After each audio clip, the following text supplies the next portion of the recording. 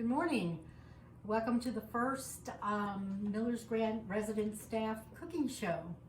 And the first announcement I would like to make is, which is a surprise for everybody, I do have a judge, and it is none other than Shannon, the Miller's Grant chopped champion.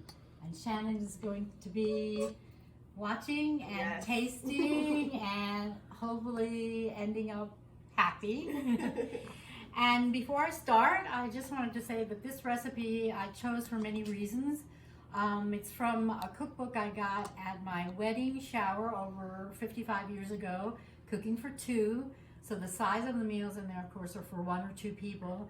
And there isn't an ingredient in it that I don't think everyone has heard of if they want to try it, except for perhaps the basil. And if anyone needs to borrow a 1/4 teaspoon of basil, come to my apartment and I will share.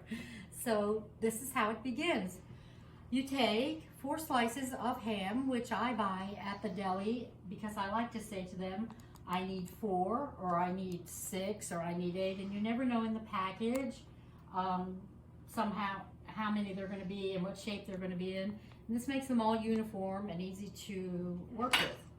And then I do the same thing with the Swiss cheese, which gets put down in the center of the ham slice, like that.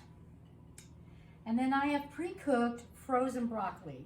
And the reason I don't use fresh is because 50 years ago, I didn't buy many fresh vegetables.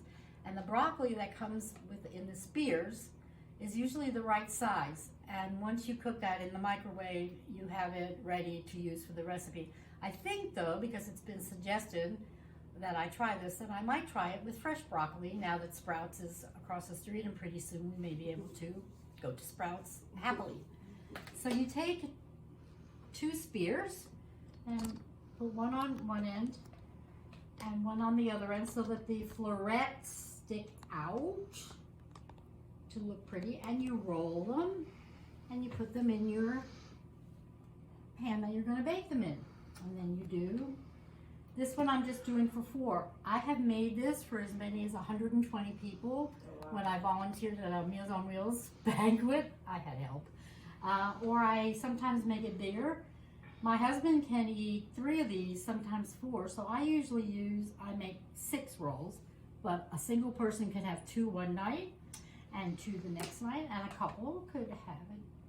Now sometimes you have to be creative with the spears because they're not all perfectly shaped. And here's the last one. And as you see, I usually buy a few extra because one never knows when one opens containers or slices an onion what the surprise is going to be. So I'm going to put this last little one here. So that is basically it for the dish.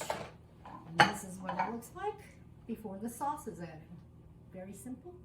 Now, I will go over to my stove. I have started to pre-cook, because this takes a little bit of time and we're on a time schedule, a cup of sliced onions and 2 tablespoons of butter. And they are almost ready since I started to pre-cook them. They just need to get softened. And you don't want to let them go too long. They start to get a little brown, which I don't think hurts if they're just a little brown, but it doesn't look as pretty because you want them to be white. Then you add 2 tablespoons of flour. Isn't this cute how I'm doing this? You did a really good job.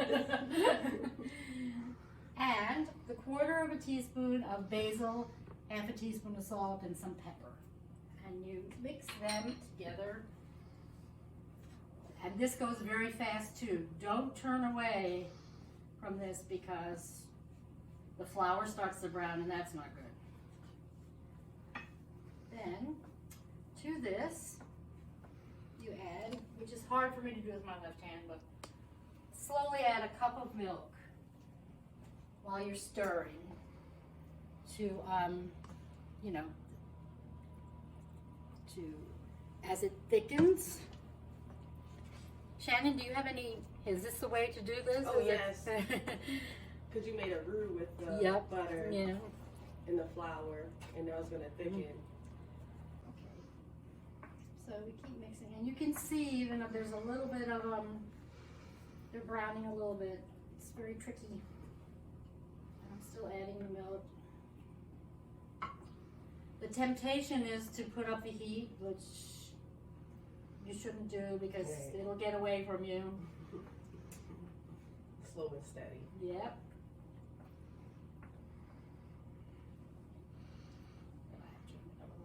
You can see that it's beginning to smell good, I think. It smells really good. I love onions.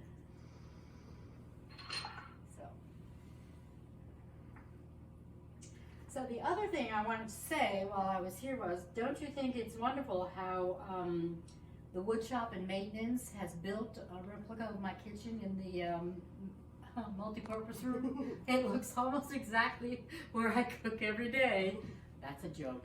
And yeah, so this takes. So Shannon, can you add any hints for me? I just want to get this thickened. Yeah, you're doing a pretty good job. It just has to, it just has to cook. Yeah, the roux will come into play soon. Yeah. Are you planning any more shows from dining services? I'm not sure. I probably have to talk to Sam about that. When things straighten out a little Yeah, bit. yeah, basically. They were good. Yeah, they were fun. The problem with us is you have to do everything stir fry, and that limits you. But maybe we can one day figure out a way to run back and forth to the oven. Right, like having an oven and having different varieties of food instead of Oh, just maybe stovetop. the ovens they were using right before we shut down in the pub. Oh yeah, the Mary Chef. Yeah, Yeah. that would be a way to. Okay, That's a good idea.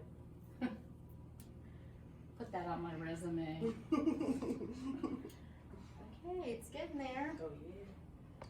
Can you see when the filming how it's really thickening up? It's still a little, but it'll happen. Like a nice bechamel sauce. Yeah.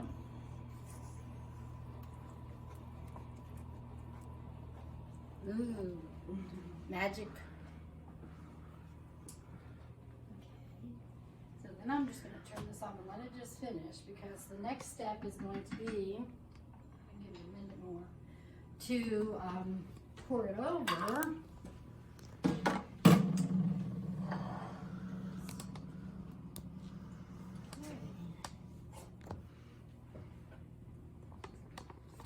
Oh, there we go. Nice and creamy.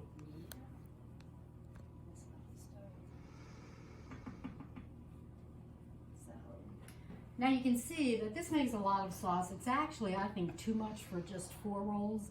I think you can do as many as 8 rolls without doubling this recipe, because the idea is to pour it down the middle,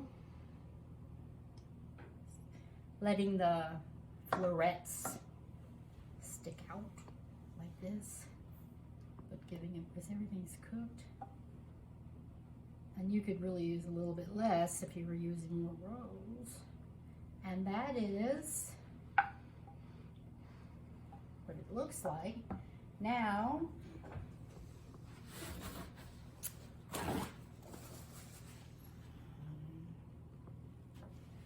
okay, we'll put this in the oven and we will bake this.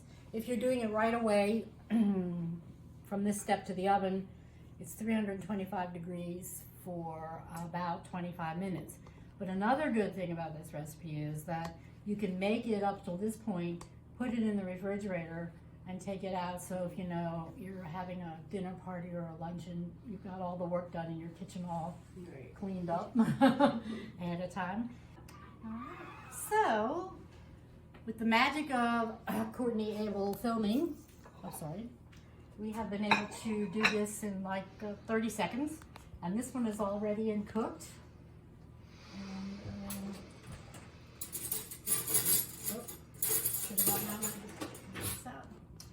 and I like to, I always think ham goes well with pineapple. So that's all I serve with as a little salad. And actually, I have to point out, this is bread that was baked by my neighbor Sharon from scratch, and it's Oh, wow. delicious. That's really good. So that looks good. So let me see. Tricky part. Oh, I need something bigger. Let's see. The pineapple adds a really good fresh flavor too. With the ham. I always liked ham and pineapple together. Yeah. And I did fail to mention that if ham is not something that you like or eat, you can replace the ham with a slice of turkey.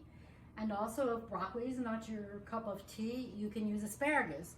So you can turkey and asparagus, turkey, and really, I hate to say this, but you could leave the 1/4 teaspoon of basil out if you don't want to go and buy a container. But I will loan or give anyone that because it makes a nice little decoration on there, and it adds a little bit to it. So Yeah, it adds fresh flavor. It's Okay. really good. okay, so this seems to have been a success. They're both still standing. And what I did want to say to all the residents who maybe aren't as fond of cooking as I am, that you use this appliance over here for your TV and your oven for your papers. Clean them out, dust it off, and give it a try, because I think you'll be pleased and enjoy tasting something different. So, bye-bye.